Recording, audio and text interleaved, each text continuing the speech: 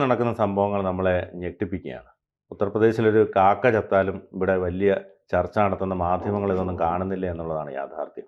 പറഞ്ഞത് വളരെ ശരിയാണ്. ഉത്തർപ്രദേശിൽ ഒരു കാക്ക ചത്താൽ പോലും, കാരണം അവിടെ ഭരിക്കുന്നത് BJP ആണ്. BJP വിരുദ്ധത കാരണം അവിടെ ഒരു കാക്ക ചത്താൽ പോലും അത് വാർത്തയാക്കി ചർച്ചയാക്കി അവിടെ വലിയ രീതിയിൽ ഈ കേരളത്തിൽ ഉത്തർപ്രദേശിലെ യോഗി ആദിത്യനാഥിനെയൊക്കെ അധിക്ഷേപിക്കാൻ വലിയ രീതിയിൽ കച്ചകെട്ടി ഇറങ്ങുന്നവരെയൊക്കെ നമ്മൾ കണ്ടിട്ടുണ്ട്. സാധാരണ എൻകൗണ്ടറുകൾ കൂടുതൽ നടക്കുന്ന ഒരു സംസ്ഥാനം ഏതെന്ന് ചോദിച്ചാൽ അത് ഉത്തർപ്രദേശ് എന്ന് പറയാം. കാരണം പീഡിപ്പിക്കുന്ന ആളുകളെ, പ്രതികളെ അവർ ജീവനോടെ വെച്ചേക്കില്ല.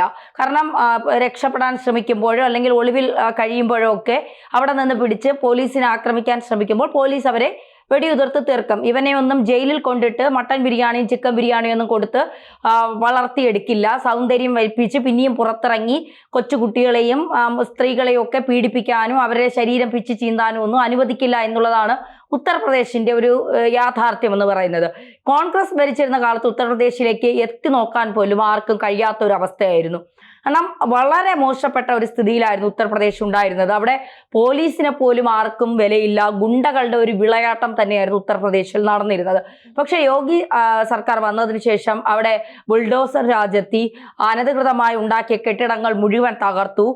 പോലീസിന് കൃത്യമായ നിർദ്ദേശം നൽകി. അതായത് ഒരു പ്രതികളെയും വെറുതെ വിടരുത്, നിങ്ങൾക്ക് എന്ത് ചെയ്യണമെന്ന് തോന്നുന്നു അത് ചെയ്തു. പ്രതികളെ, സാധാരണക്കാരെയോ നിരപരാധികളെയോ അല്ല, കൊടും ക്രിമിനലുകളെ നിങ്ങൾ വെറുതെ വിടരുത് എന്ന് പറഞ്ഞുകൊണ്ട് കൃത്യമായ നിലപാട് സ്വീകരിച്ചു. അതായത് പോലീസിന് ക്രമസമാധാന പാലനത്തിന്റെ മുഴുവൻ ചുമതലയും പോലീസിന് തന്നെ നൽകിക്കൊണ്ടുള്ള ഒരു നീക്കമായിരുന്നു യോഗി ആദിത്യനാഥിന്റെ ഭാഗത്തുനിന്നുണ്ടായിരുന്നത്.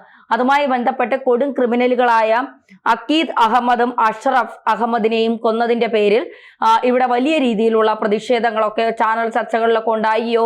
ജനാധിപത്യമല്ല അവിടെ നടക്കുന്നത്. ഇവിടെ ഒരു ചാനലിലെ ഒരു വനിതാ മാധ്യമ പ്രവർത്തക ഇരുന്ന് പറഞ്ഞത് ഉത്തർപ്രദേശിൽ ജനാധിപത്യം പുലരില്ല, യോഗി ആദിത്യനാഥ് രണ്ടാമതും അധികാരത്തിൽ വന്നപ്പോൾ പറഞ്ഞ വാക്കുകളാണിത്. പക്ഷേ ഉത്തർപ്രദേശ് വലിയ രീതിയിൽ മാറി.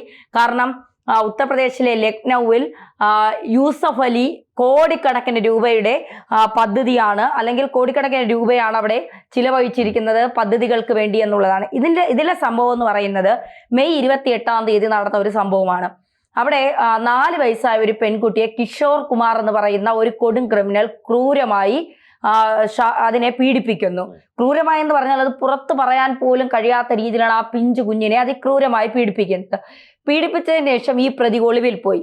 ഈ പ്രതിക്കായുള്ള തിരച്ചിൽ അവിടെ നടക്കുകയായിരുന്നു. ഈ തിരച്ചിലിന് നേതൃത്വം നൽകിയത് സഖീന ഖാൻ എന്ന് പറയുന്ന ഒരു വനിത SI ആയിരുന്നു.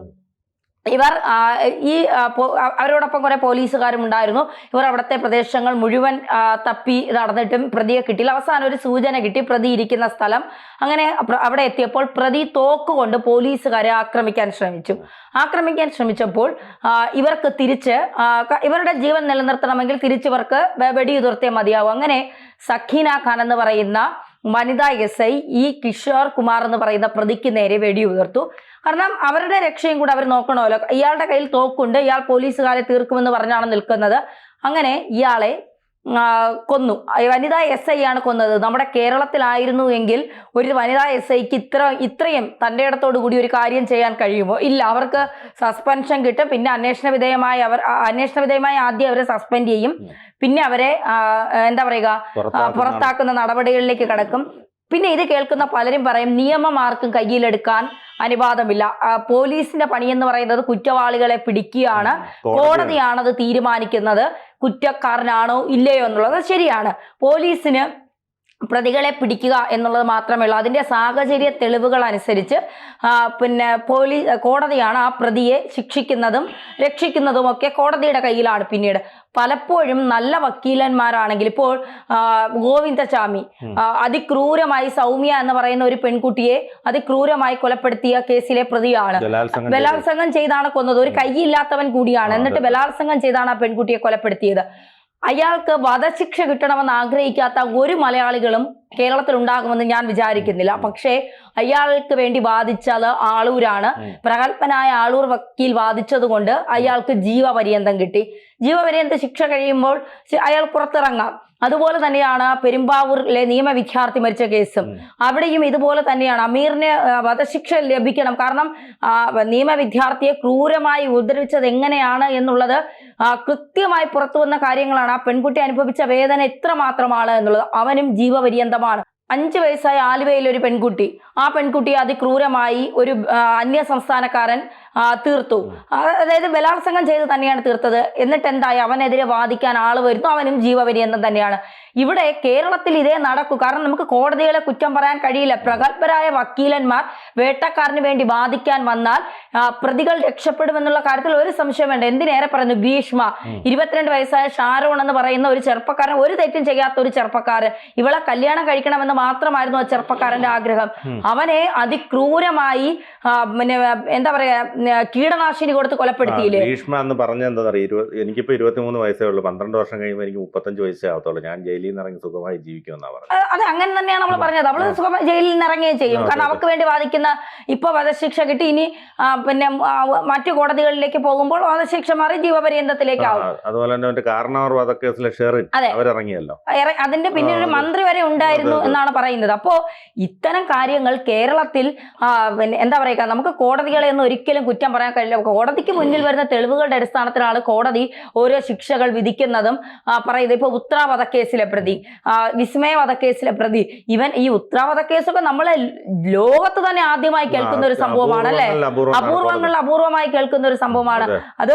ഒരു പാമ്പിനെ ഉപയോഗിച്ചൊരു സ്വന്തം ഭാര്യയെ കൊന്നുകളയുക എന്നൊക്കെ പറയുന്നത് നമ്മളൊന്നും ചിന്തിക്കാത്ത കാര്യം പോലെയാണ്. അപ്പൊ അവൻ എത്ര ക്രിമിനൽ ആണ് എന്നുള്ളതാണ്. അവിടെയാണ് ഉത്തർപ്രദേശിലെ ചില നിയമങ്ങൾ നമ്മൾ പലപ്പോഴും അംഗീകരിച്ചു പോകുന്നത്. കാരണം ഒരു ഡോക്ടറായ ഒരു പെൺകുട്ടി എന്നാണ് എൻ്റെ ഓർമ്മ.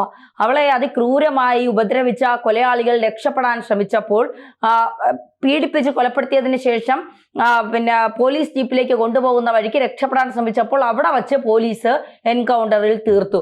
കാരണം ഇവനൊക്കെ ജയിലിൽ പോയാൽ തിന്ന് കൊഴുത്ത് വീണ്ടും തിരിച്ചിറങ്ങി സമൂഹത്തിൽ ഇത് തന്നെ കാണിക്കും എന്നുള്ളത് ഒരു യാഥാർത്ഥ്യമാണ്. അപ്പോൾ ഉത്തർപ്രദേശിനെ കുറിച്ച് പറയുമ്പോൾ ഇവിടെ ജനാധിപത്യം പുലരില്ല, ഉത്തർപ്രദേശ് യോഗിയാണ് ഭരിക്കുന്നതെങ്കിൽ ഉത്തർപ്രദേശിന്റെ കാര്യം അവതാളത്തിലാകും എന്നൊക്കെ പറയുന്നവർ വല്ലപ്പോഴുമൊക്കെ ഉത്തർപ്രദേശിന്റെ നല്ല കാര്യങ്ങളെക്കുറിച്ചും കൂടി ചിന്തിക്കണം. ഇതിപ്പോൾ നല്ല കാര്യമാണോ എന്ന് പലരും ചോദിക്കും. നിയമം കയ്യിലെടുക്കുന്നത് ശരിയല്ല എന്നൊക്കെ പറയും. പക്ഷേ ഒരു വനിതാ ഉദ്യോഗസ്ഥയ്ക്ക് അത്രത്തോളം എന്താ ധൈര്യമായി അത് ചെയ്യാൻ, കാരണം തൻ്റെ ജീവൻ രക്ഷിക്കാൻ ഒരു പ്രതിയെ കൊല്ലേണ്ടി വന്നാൽ അവർക്ക് കൊന്നേ മതിയാവും. കാരണം അവരുടെ ജീവൻ കൂടി രക്ഷിക്കണം. പ്രതികളുടെ കയ്യിൽ തോക്കിരിക്കുന്നുണ്ട്. അതിനവരെ പ്രേരിപ്പിച്ചത് അവരെ ഭരിക്കുന്നത് യോഗി ആദിത്യനാഥ് എന്ന് പറയുന്ന മുഖ്യമന്ത്രി ആയതുകൊണ്ടാണ്. തങ്ങൾക്കെല്ലാ പിന്നെ എന്താ പറയുക, എല്ലാ ഇതും നിങ്ങൾക്ക് ശരിയെന്ന് തോന്നുന്നു നിങ്ങൾ ചെയ്തോളൂ.